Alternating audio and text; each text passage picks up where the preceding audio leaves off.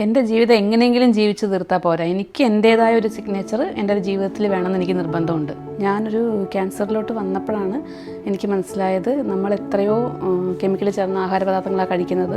എനിക്കിനിയും എൻ്റെ ബിസിനസ്സായിട്ട് മുന്നോട്ട് പോകണം. എന്നെക്കൊണ്ട് പറ്റുന്നത്ര. ജീവിതം ചിലപ്പോഴൊക്കെ നമ്മളെ പരീക്ഷിക്കാറുണ്ട്. പക്ഷെ ചിലർ ആ പരീക്ഷണങ്ങളെ തോൽപ്പിച്ച് നമുക്ക് പ്രചോദനമാകാറുണ്ട്.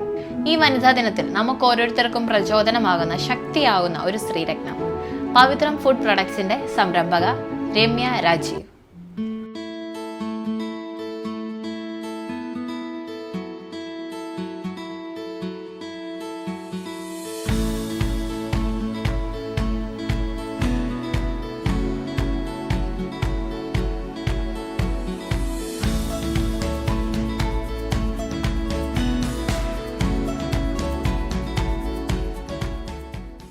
ക്യാൻസർ എന്ന് അറിഞ്ഞു കഴിഞ്ഞു ചേച്ചി ഒരു ഡിപ്രഷൻ അല്ലെ ആ ഒരു സ്റ്റേജിലേക്കൊക്കെ പോയിട്ടുണ്ടോ? യൂട്രസ് ഓവറിയോമൻ്റെ എല്ലാം റിമൂവ് ചെയ്യുമെന്ന് പറഞ്ഞ് അപ്പം നമുക്ക് ഏജ് അപ്പം 36 ആയ ആ സമയത്തായപ്പോഴത്തേക്കും നമുക്കൊരു പേടിയാണ്. മുടിയൊക്കെ പോയി ക്യാൻസർ പേഷ്യൻ്റ് പറയുമ്പോൾ ആദ്യം മനസ്സിൽ തോന്നുന്നത് മുടിയില്ലാതെ അങ്ങനെ മറ്റുള്ളവരുടെ മുമ്പിലേക്ക് ഫേസ് ചെയ്യുമ്പോൾ എന്തായിരിക്കും എന്നൊരു പേടിയുണ്ടായിരുന്നു. പിന്നെ ഭാഗ്യത്തിന് ബയോപ്സി റിപ്പോർട്ടിൽ ബോർഡർ ലൈൻ ക്യാൻസർ ആയിരുന്നു. അപ്പോൾ അതുകൊണ്ട് കീമോ ചെയ്യേണ്ട, ഫോളോ അപ്പ് ചെയ്താൽ മതി, 2 വർഷം കണ്ടിന്യൂ ഫോളോ അപ്പ് ചെയ്താൽ മതി എന്ന് പറഞ്ഞു. ഈ ഒരു ക്യാൻസറിന് മുമ്പുള്ള ചേച്ചിയുടെ ജീവിതത്തെ കുറിച്ചൊന്ന് പറയാമോ? ക്യാൻസറിന് മുമ്പ് ഞാൻ BSc നേഴ്സാണ്, നേഴ്സിംഗ് ആയിട്ട് വർക്ക് ചെയ്തുകൊണ്ടിരിക്കുമായിരുന്നു. അത് കഴിഞ്ഞ് അപ്പം നമ്മൾ രാവിലെ എല്ലാം ഉണ്ടാക്കി വെച്ച് ഡ്യൂട്ടിക്ക് പോകുന്നു, തിരിച്ച് വീട്ടിൽ വരുന്നു, അങ്ങനെ റൊട്ടീൻ ലൈഫായിരുന്നു. പിന്നെ ക്യാൻസറിൻ്റെ ട്രീറ്റ്മെൻറ്റ് വന്നപ്പോഴത്തേക്കും എനിക്ക് ആ ജോലി ഉപേക്ഷിക്കേണ്ടി വന്നു. സാധാരണ എല്ലാവരും ഡൗൺ ആയിട്ട് പോകേണ്ട ഒരു സാഹചര്യത്തിൽ ചേച്ചിക്ക് പോസിറ്റീവായിട്ട് നിൽക്കാൻ കഴിയുന്നു എന്നതിൽ അപ്പുറം ഒരു സ്റ്റാർട്ടപ്പിലേക്ക് വരുന്നു. അത് എങ്ങനെയാണ് ആ ഒരു തോട്ട് വരുന്നത്? ജോലി ഉപേക്ഷിച്ച് അപ്പം ഡൗൺ ആയിരുന്നു. അപ്പം ഞാൻ അങ്ങനെ ഇരുന്നാൽ എനിക്ക് പറ്റുമല്ലോ, എനിക്കൊരു ഇൻകം വേണമല്ലോ എന്ന് ഓർത്തിട്ട് ഞാൻ ബിസിനസ്സിലേക്ക് സ്റ്റാർട്ടപ്പ് ചെയ്തു. ഹസ്ബൻഡ് നല്ലൊരു പ്രചോദനം ഉണ്ടായിരുന്നു ബാക്ക് സൈഡിൽ. പുള്ളിയും ഒരു കാരണം തന്നെയാണ് ഞാൻ മുന്നോട്ട് വരാനായിട്ടുള്ളത്. എന്നെ സംബന്ധിച്ചോളം എങ്ങനെ ജീവിച്ചു പോകുന്നതല്ല, എൻ്റേതായ ഒരു സിഗ്നേച്ചർ എനിക്ക് വേണമെന്ന് നിർബന്ധം ഉണ്ടായിരുന്നു. അപ്പോൾ ഹസ്ബൻഡാണ് ഏറ്റവും കൂടുതൽ സപ്പോർട്ടീവ് എന്ന് തോന്നുന്നു. അതെ അതെ. ഓക്കെ, ആൾ എന്ത് ചെയ്യുവാണ്? ആക്ച്വലി ആൾ ചെന്നൈ SRM ഗ്ലോബൽ ഹോസ്പിറ്റലിൽ മാർക്കറ്റിംഗിൽ അസിസ്റ്റന്റ് ജനറൽ മാനേജറായി വർക്ക് ചെയ്യുന്നു. ഓക്കെ. ചേച്ചിയുടെ ആ ഒരു സംരംഭത്തിന്റെ പേര് പവിത്രം ഫുഡ് പ്രൊഡക്ഷൻ എന്നാണല്ലോ. അപ്പം അവിടെ എന്തെല്ലാം ഫുഡാണ് നിങ്ങൾ അവിടെ എത്തിക്കുന്നത് മറ്റുള്ളവരിൽ? ഹാഫ് കുക്ക്ഡ് ചപ്പാത്തി, ഹാഫ് കുക്ക്ഡ് പൂരി, പിന്നെ ഇഡ്ഡലി ദോശമാവ് അവിടെ അരച്ചു കൊടുക്കും. പിന്നെ ബൾക്കായിട്ട് ഓർഡർ അനുസരിച്ച് എത്തി കൊടുക്കും. ഹോട്ടലുകാരെ വന്ന് എടുത്തുകൊണ്ട് പോകുള്ളൂ. എത്ര വർഷമായി? 3 വർഷമായി ആപ്പാഞ്ചേരി തുടങ്ങിയിട്ട്. പിന്നെ ബ്രാഞ്ച് തുടങ്ങിയിട്ട് 1 വർഷമായേ ഉള്ളൂ. തലയിലപ്പറമ്പിൽ ഒരു പുതിയ ബ്രാഞ്ച് ആരംഭിച്ചത്. ടോട്ടൽ ഇപ്പൊ എത്ര ഷോപ്പുണ്ട്? അത് രണ്ടും ഈ ഒരു ക്യാൻസർ കഴിഞ്ഞ് റെക്കഗ്നൈസ് ചെയ്ത് സ്റ്റാർട്ടപ്പ് ചെയ്തു 2 ബ്രാഞ്ചസും ആയിട്ട് മുന്നോട്ട് പോവുകയാണ്. അതുപോലെ തന്നെ ഈ ഒരു ഷോപ്പ് കാര്യങ്ങൾ ചേച്ചി എങ്ങനെയാണ് ഈ ഒരു ട്രീറ്റ്മെന്റ് ഹോസ്പിറ്റല് ഇങ്ങനെ 1-2 ഇതല്ലല്ലോ, സർജറികൾ നടക്കുന്നു, ഇതിനിടയ്ക്ക് ക്യാൻസറിന്റെ ട്രീറ്റ്മെന്റ് നടക്കുന്നു. ഇതിനൊക്കെ ഇടയ്ക്ക് ചേച്ചി എങ്ങനെയാണ് ഈ ഷോപ്പിനെ ഹാൻഡിൽ ചെയ്തത്? ഞാനിപ്പോൾ ഈ റീസെൻറ്റ് 4-5 മാസമായിട്ട് കടയിൽ പോയിട്ടേ ഇല്ല. അപ്പോൾ എൻ്റെ സ്റ്റാഫ്, ശരിക്കും പറഞ്ഞാൽ സ്റ്റാഫിൻ്റെ ഒരു കഴിവുകൊണ്ട് തന്നെയാണ് അത്. അടുത്ത ആളില്ലെങ്കിലും പുറകിൽ നിന്ന് സപ്പോർട്ട് ചെയ്യാൻ ഹസ്ബൻഡ് കൂടെ ഉണ്ട്, എപ്പോഴും തന്നെയുണ്ട്.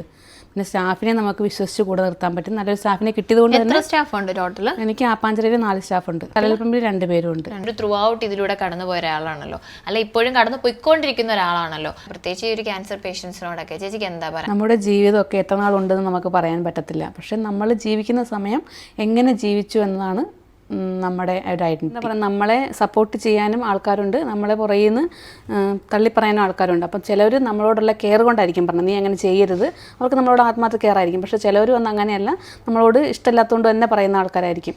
അപ്പോൾ നമ്മളതൊന്നും കേൾക്കാണ്ട് നമുക്ക് എന്ത് ചെയ്യാൻ കഴിയുന്നു എന്നുള്ളത് നമ്മൾ മനസ്സിലാക്കിയിട്ട് അതനുസരിച്ച് മുന്നോട്ട് പോവുക. ജീവിക്കുന്നിടത്തോളം കാലം നമ്മൾ സന്തോഷത്തായിട്ട് പോവുക. പിന്നെ നമ്മൾ സമയം കളയാതെ മറ്റുള്ളവർക്ക് പ്രചോദനമായിട്ട്, നമ്മൾ ഡൗൺ ആയിട്ട് അയ്യോ എനിക്കിങ്ങനെ വന്നല്ലോ എന്നോർത്ത് വിഷമപ്പെട്ടിരിക്കാതെ നമ്മൾ അതിനെ നേരിടാനുള്ള ശക്തിയോട് റിയാലിറ്റിയെ മനസ്സിലാക്കിക്കൊണ്ട് നമ്മൾ മുന്നോട്ട് പോവുക. ചേച്ചി ഈ ഒരു ട്രീറ്റ്മെന്റും ഫാമിലിയും ഷോപ്പും കാര്യങ്ങളൊക്കെ ആകുമ്പോൾ എന്തൊക്കെ ചലഞ്ചസ് ആണ് ചേച്ചിക്ക് ഫേസ് ചെയ്യേണ്ടി വന്നിട്ടുള്ളത്? എനിക്ക് ചലഞ്ചസ് ഒത്തിരി ഫേസ് ചെയ്യേണ്ടി വന്നിട്ടുണ്ട്. കാരണം ഒന്ന്, പിള്ളേരുടെ പഠിത്തം. ഞാൻ അവർക്ക് ഇരുന്ന് വൈകുന്നേരം പറഞ്ഞു കൊടുക്കുമായിരുന്നു കട തുടങ്ങുന്നതിന് മുമ്പ്. കട തുടങ്ങിയപ്പോൾ എനിക്ക് അതിന് സമയമില്ലാണ്ടായിപ്പോയി. പിന്നെ അമ്മയുടെ ഭാഗത്തു നിന്നൊരു നല്ല സപ്പോർട്ടുണ്ട്. കാരണം പിള്ളേരെ അമ്മ നോക്കുന്നതുകൊണ്ടാണല്ലോ എനിക്ക് പോകാൻ പറ്റുന്നത്. അപ്പോൾ രാവിലെ പിന്നെ ഞാൻ ഡ്രൈവിംഗ് പഠിച്ചു, കാർ ഓടിച്ച് എൻ്റേതായ കാര്യങ്ങൾക്ക് ഞാൻ പോകുന്നുണ്ട്. പിന്നെ 2 സർജറി, മൊത്തം 3 സർജറി, ക്യാൻസറിൻ്റെ അല്ലാതെ 3 സർജറി എനിക്ക് നേടേണ്ടി വന്നു ഇതിൻ്റെ ഇടയ്ക്ക് തന്നെ. അത് കഴിഞ്ഞ വർഷം 2025 തന്നെ 3. അതെ, ഒന്ന് ഹെർണിയ ജൂണിൽ ജൂണിൽ ചെയ്തു. പിന്നെ സെപ്റ്റംബറിൽ CRE1 മാൽഫോർമേഷൻ ബൈ ബർത്ത് ഉണ്ടായിരുന്നതായിരുന്നു. അപ്പം ബ്രെയിനിൽ അത് ഡീകംപ്രഷൻ ചെയ്ത് ചെന്നൈയിലാണ് ചെയ്ത് മെഷ് വെച്ച് ഇവിടെ എത്തിക്കഴിഞ്ഞപ്പോഴത്തേക്ക് എനിക്ക് ഹെഡ് ഏക്കും വൊമിറ്റിംഗ് കൂടി, പിന്നെ മെനിഞ്ചൈറ്റിസ് ആയി, പിന്നെ ഫ്ലൂയിഡ് ലീക്കായി. പിന്നെ നവംബർ 5 റീഓപ്പൺ ചെയ്തു. കറക്റ്റ് 3 മാസം ആയേ ഉള്ളൂ. ശരിക്കും ജീവിതത്തിന്റെ ഒരു അറ്റം നേരിട്ട് കണ്ടിട്ട് തിരിച്ചു വന്നു. മരണത്തോടടുത്തെന്ന് പറയാം. അവിടുന്ന് തിരിച്ചു വന്നതാണ് ഞാൻ. അടുത്തൊരു പ്ലാനും കാര്യങ്ങളൊക്കെ എന്താണ് ചേച്ചിയുടെ? എനിക്ക് അതായത് ഈ ഒരു ബിസിനസ് ഫീൽഡിൽ തന്നെ കൂടുതൽ കാര്യങ്ങൾ ആലോചിക്കുന്നുണ്ടോ? ഉണ്ട്. എനിക്ക് കൂടുതലായിട്ട് ഡെവലപ്പ് ചെയ്യണമെന്ന് ആഗ്രഹമുണ്ട്. അപ്പം ഞാൻ ഇപ്പം സർജറി റീസെൻ്റായിട്ട് ഒരു 3 മാസം മുമ്പ് തലയുടെ ബ്രെയിൻ്റെ സർജറി കഴിഞ്ഞ്. അപ്പോൾ അതിനു മുമ്പ് ഞാൻ തുടങ്ങി വെച്ചൊരു ബിസിനസ് പാതിൽ നിന്ന് പോയി. എനിക്ക് മില്ലറ്റ്സ് പരിപാടിയൊക്കെ ഞാൻ തുടങ്ങി വെച്ചായിരുന്നു. എല്ലാ ലൈസൻസും എടുത്തതാണ്. സ്റ്റാർട്ടപ്പ് ചെയ്തപ്പോഴാണ് സർജറി കാരണം എനിക്ക് റെസ്റ്റിലോട്ട് പോയി അത് കണ്ടിന്യൂ ചെയ്യാൻ പറ്റാണ്ട് ഞാൻ നിർത്തിയത്. അപ്പോൾ ഇതൊന്നും ഓക്കെ ആയിട്ട് എനിക്ക് അതിലോട്ട് ഇറങ്ങണമെന്ന താല്പര്യമുണ്ട്. ചേച്ചിയെ സപ്പോർട്ട് ചെയ്യണമെന്ന് ആഗ്രഹിക്കുന്ന ഒരുപാട് പേര് കാണാം നമ്മുടെ ഇടയിൽ. അപ്പം അങ്ങനെയുള്ളവരിലേക്ക് എങ്ങനെയാണ് നിങ്ങളുടെ പ്രൊഡക്റ്റ് എത്തിക്കാൻ പറ്റുന്നത്? നമ്മുടെ ഏരിയ തലപ്പറമ്പ്, കടുത്തുരുത്തി, വൈക്കം അങ്ങനെയുള്ള ലോക്കൽ ആളുകൾക്കും പിന്നെ ഹോട്ടലിലെ ഉടമർക്കൊക്കെ ബൾക്കായിട്ട് നമ്മുടെ കയ്യിൽ ഇഡ്ലിമാവ് ദോശമാവൊക്കെ ഉണ്ട്. അപ്പോൾ അവർക്കൊക്കെ എന്നെ മെസ്സേജ് ചെയ്ത് കഴിയണമെങ്കിൽ ഞാൻ എത്തിച്ചു കൊടുക്കും. ഓക്കെ, അപ്പോൾ ഈ ഒരു നമ്പറിൽ കോൺടാക്ട് ചെയ്താൽ മതി അല്ലേ? ചേച്ചിയുടെ ചുറ്റുമുള്ള സ്ത്രീകളോട് ചേച്ചിക്ക് പറയാനുള്ളത് എന്താണ്? എനിക്ക് പറയാനുള്ളത്, ഇത്രയും സർജറിയും ചെയ്ത് ഈ വേദനകളുടെ നടുവിൽ എനിക്ക് ഇത്രയൊക്കെ ചെയ്യാൻ സാധിക്കുമെങ്കിൽ നിങ്ങൾക്കെല്ലാം അതിലപ്പുറവും ചെയ്യാൻ സാധിക്കും. അതിനുവേണ്ടി നമുക്ക് ആദ്യം ഒരു സ്വപ്നം വേണം, തീരുമാനം വേണം. അപ്പോൾ അതിനുവേണ്ടി നമ്മൾ തന്നെ ഇറങ്ങി തിരിച്ചു കഴിഞ്ഞാൽ ബാക്കിയെല്ലാം നമ്മുടെ പുറകെ വന്നു ചേരും. അതിന് നമ്മുടെയൊക്കെ ഒരു ആത്മവിശ്വാസം കൂടിയേ തീരുള്ളൂ, നമ്മളെ കൊണ്ട് ചെയ്യാൻ കഴിയുമെന്നത്.